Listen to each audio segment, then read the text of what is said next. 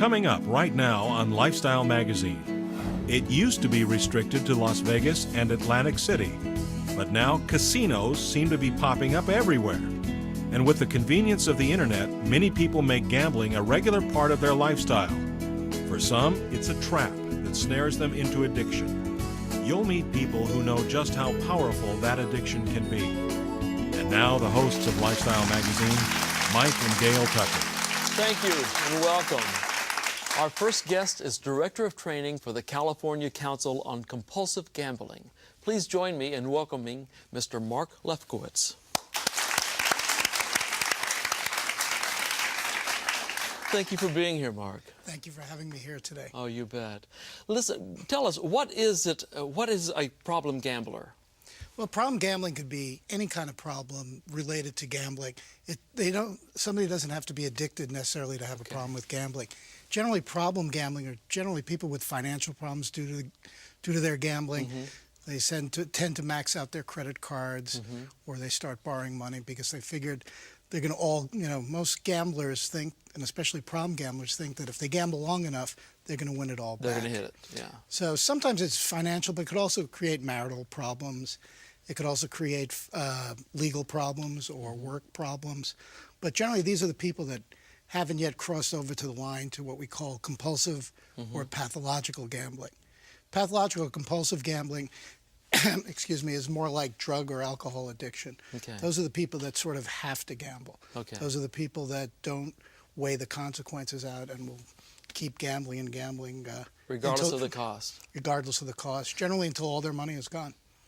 Does that even mean that they would resort to such things as maybe an alcoholic or a drug addict would, which is stealing from other people, breaking the law in order to support their habit? Yeah. In the late stages of gambling, of problem or compulsive or pathological gambling, we see a lot of legal issues because gamblers, I tend to like to think they're a little different than the drug addicts or alcoholics because they believe generally most of the crimes are white-collar crimes, either embezzlement or, if something's, crimes of opportunity.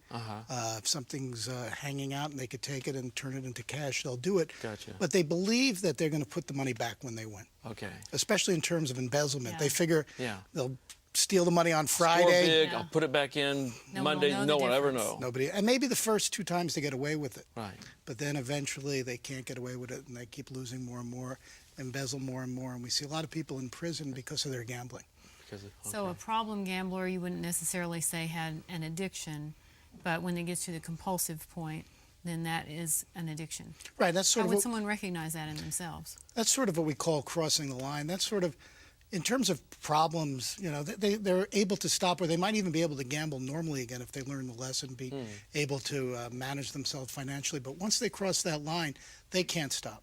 And once they start gambling, they almost generally will always all gamble until their last dollar is gone. Even if they're winning, no matter how much they're winning during the night, which is what you would expect when gamblers go to a casino, they go to win. These people that are compulsive, winning means they could just gamble a little bit longer. Gotcha. So it's all about the gambling, not necessarily about the winning. It's about and a lot of, especially people that are first coming into treatment for gambling, they think it's all about the money. Yeah. And it's not about the money. It's about just, as long as they're gambling, their life is perfect. And it could be any kind of gambling? I mean, give me some examples of it could be types any. of gambling. Could be slot machines. Poker right now is probably one of the more popular games. Horse racing, sports betting, the lottery. We see people coming in with addictions to lottery. Bingo. Bingo is very big, especially in some of the casinos here in the state of California. Why is this so big among seniors right now? Well, for seniors find, number one is almost every senior center has a bus taking them at least once a week to the casino, so they have the access to the casinos. Yeah. Also, casinos are probably the safest place in the world for a senior. The security is fantastic. That's right. Air conditioned, so especially during the summer, those people out in the desert, they might not have air conditioning, they're in a cool spot. They might have lost a spouse, they're lonely or bored. Loneliness and boredom are probably some of the key reasons why seniors tend to gamble, and they're made to feel very comfortable at the casinos. It might be the only person during the day that says, "Hi, Mary, how you doing today?" Yeah. Or the person sitting in the next machine to them. So it sort of gives them a sort of a social. Yeah. It's a social outlet. Yeah. But why is it dangerous for them? Is it more dangerous for seniors, or does it affect them in a different way? It's dangerous for seniors more or less is because they can't recoup their, sometimes with a senior, they take all their life savings. And they're not going to be able to work again and put back the money. That's right. I've seen a lot of people younger that have developed gambling problems that have been wiped out that are able then to rebuild themselves. But here there's no rebuilding. And again, that generation also, the current senior generation now are not the type that are going to tell people that they have problems. Right, right. So the internet is playing a bigger part in the gambling. Is this legal? Is it not legal? Can you tell me about that?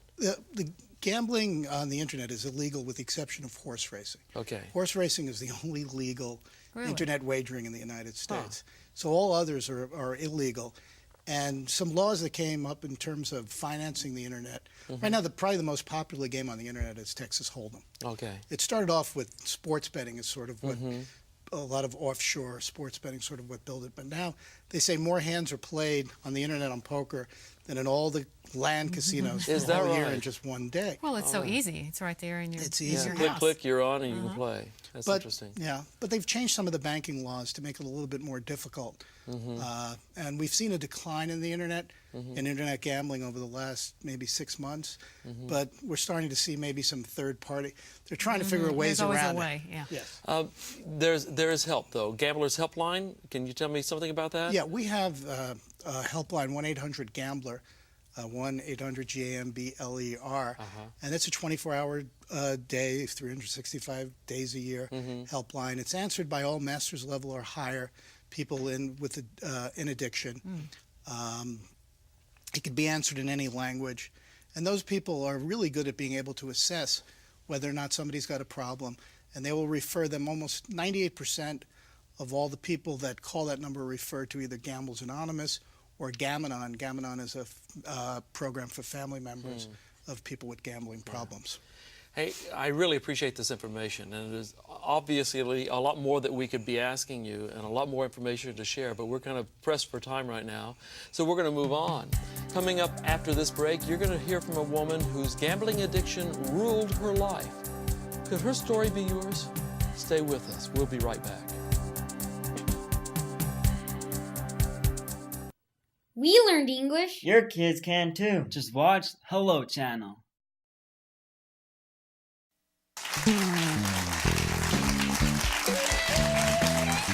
Welcome back.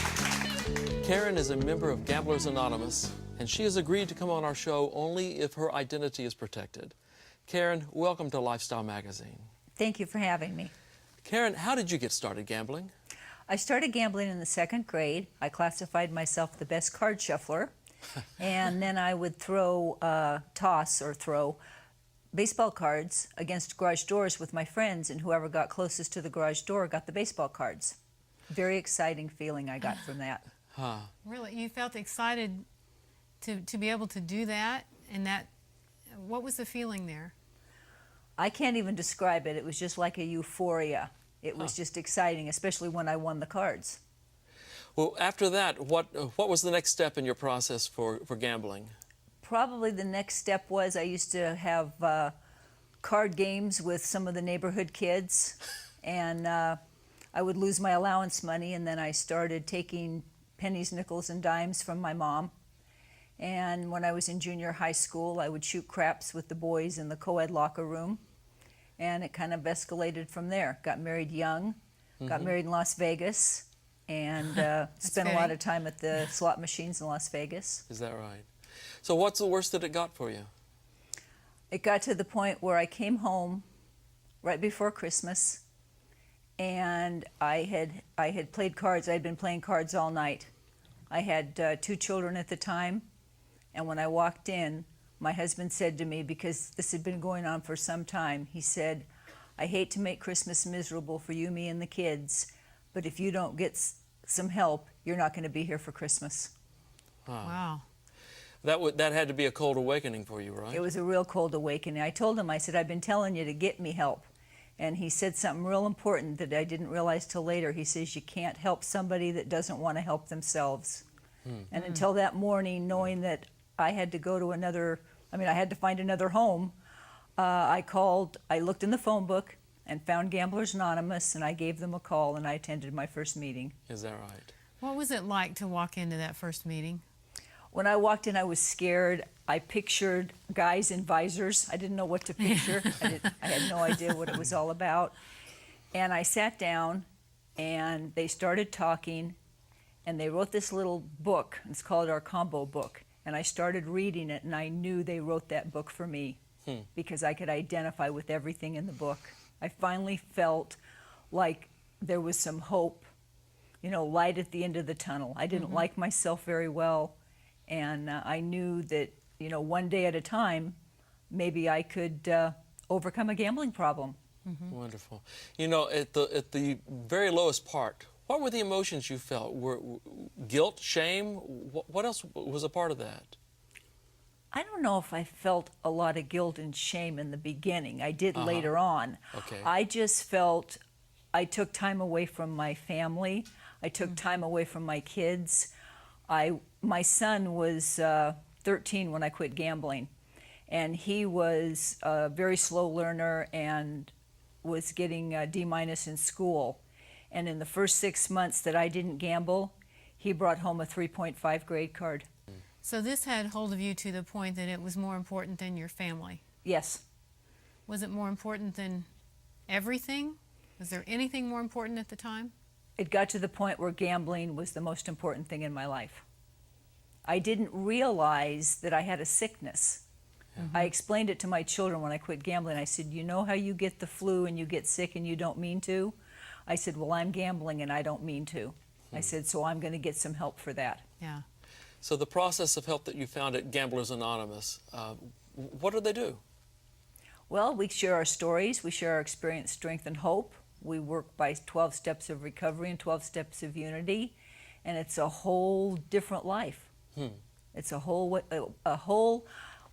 I'm glad I became a compulsive gambler because I appreciate things. I found a higher power, whom I choose to call God, on this program. I absolutely love the Gamblers Anonymous program. A lot of people tell me that groups like that can at times become like an extended family.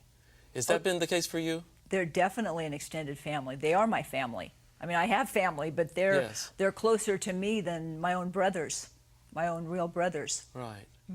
And so there's a lot of mutual support, a lot of encouragement. Yes. Those kinds of things. Definitely. Listen, if you had some word to say to someone who's gambling right now, what would you tell them?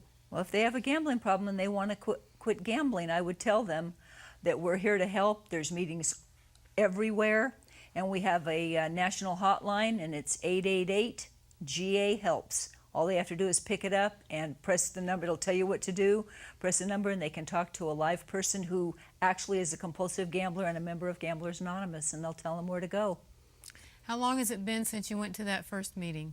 I haven't placed a bet in 27 years, 5 months, and 16 days, Yay. all one day at a time. Congratulations to you. Thank you. That is quite an accomplishment.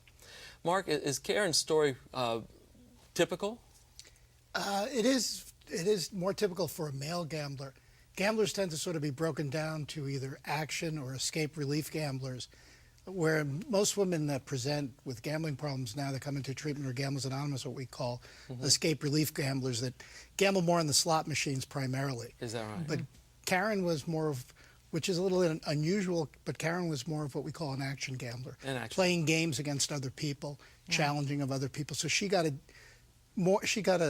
different feeling that some of the other gamblers that are sort of the escape relief. So it was gamblers. more euphoria for her than it was release or relief? Exactly. Okay. And that started from childhood. Yeah, So- especially when she talked about flipping the baseball cards, Yeah. which is another boy's. Yeah. Yeah, that's right. Yeah.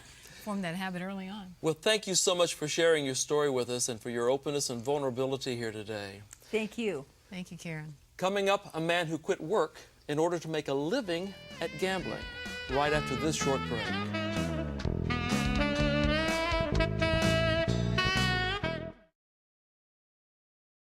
Learn English and have fun on Hello Channel.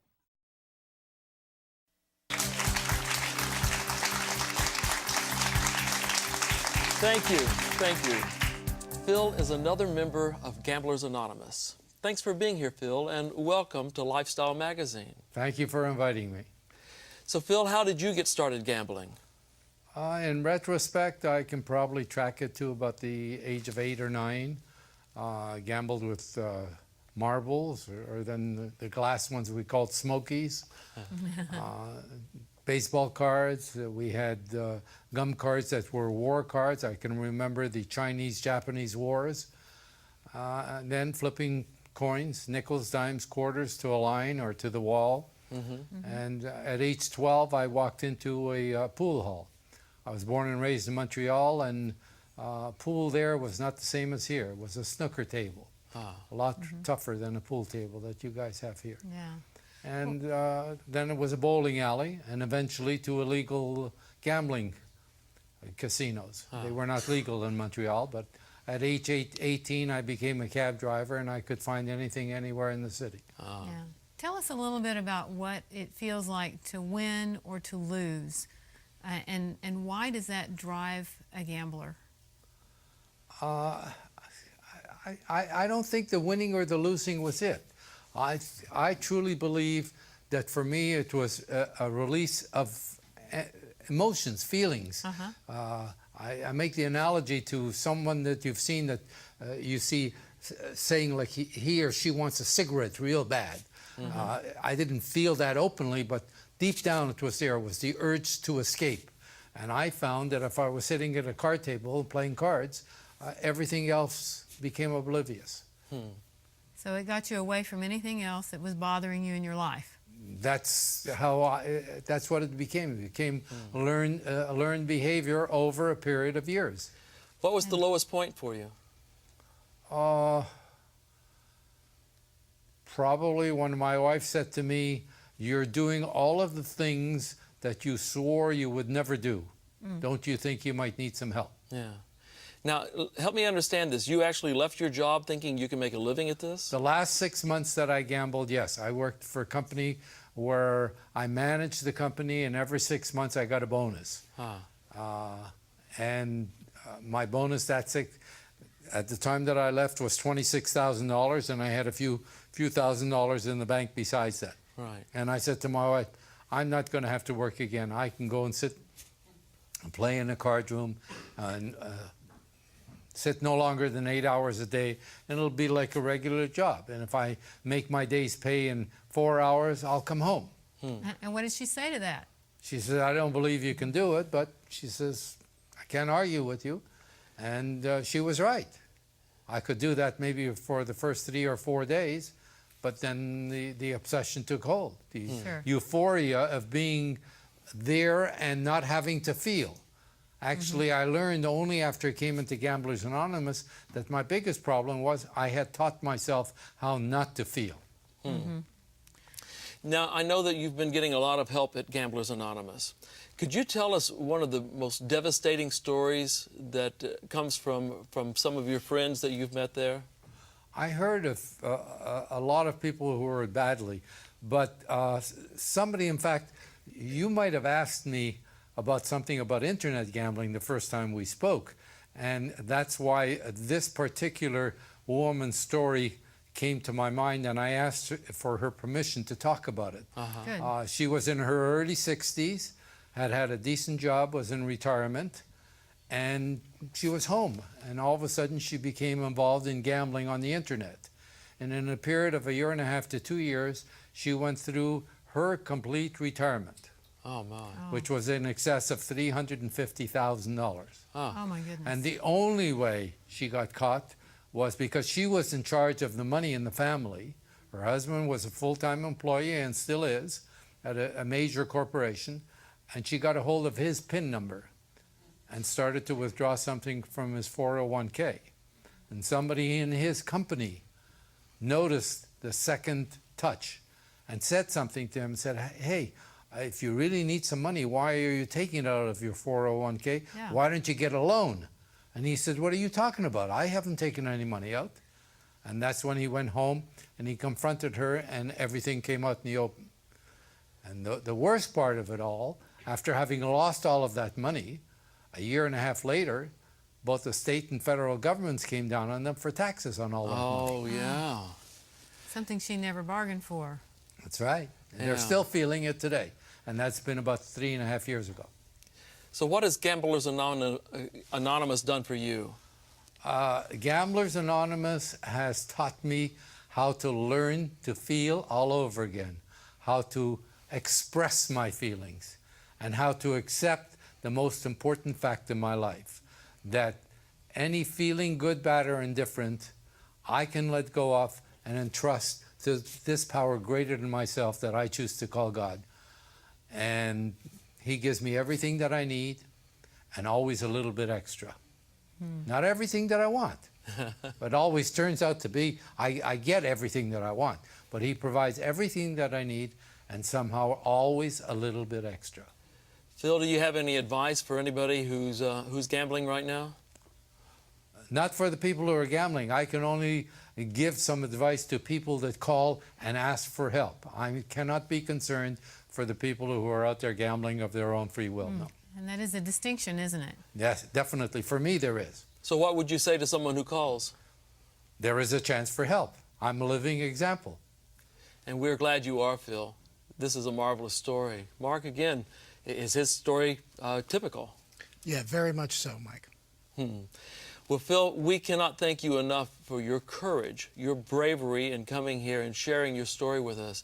It is my belief that your story is going to help a lot of people, and that your openness and vulnerability will convince someone out there who's got a problem that maybe there is help available for them. And we're going to be right back with a final word right after this. Come join our classroom. Say hello. We're back. We'd like to say a very special thank you to Phil and to Karen for your being here. Phil, one thing I didn't ask you is how long has it been since you've placed a bet?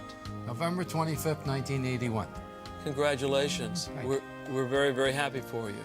And Karen, again, we thank you for what you have shared with us, and we say congratulations to you for all the years without a bet as well. Thank you. And Mark, I want to thank you for being here as well. If anyone watching this program thinks you might have a problem, please call the number, get some help. Our special thanks to you for watching us today. And if you'd like to have more information on this program, check out our website at lifestyle.org. And until next time, take care of yourself. We'll see you soon.